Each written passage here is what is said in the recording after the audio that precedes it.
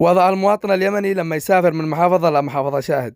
أولا لازم يبكر الصباح يصطبح اندومي، لا حد يقول لي ليش اندومي، ما معانا الا اندومي، ونجرب طعم المرق. وفي نقطة مهمة أنا أشتي أعرفها، الأسرة اليمنية عندما تسافر لازم تأخذ الضغاطة وتأخذ لها الدبا زيت والغاز حتى الرنج والسنابل. ايش دخل هذا؟ المهم تعالوا لا تطول عليكم، بدينا نتحرك وخطينا من صنعاء. المهم وصلنا نص الطريق، حبيت اصور لكم بنت اخي شوفوا كيف قد وجهها.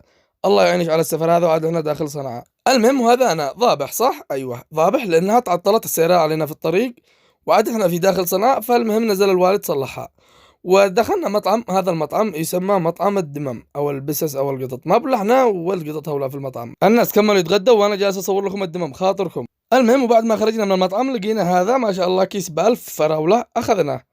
المهم وصلنا نص الطريق لقينا جمال، يا ليلتا قطعوا علينا الطريق نص ساعة. لازم ما تتجعجع في السفر عزيزي المواطن. وبعد ما وصلنا سمارة حبيت اصور لكم هذا المنظر الخلاب الجميل، وهذا صاحب الحمار الشيبة الله يعينه جالس بيشتغل، الله يعينه والله انه مكافح. والمهم حبايب قلبي وصلنا اب، هذه العلامة ما مدري ايش اسمها. المهم واذا مش مصدقين شوفوا المطر عشان تدرون ان احنا في اب كلها امطار سبحان الله. من اول ما وصلت انا خير على اب.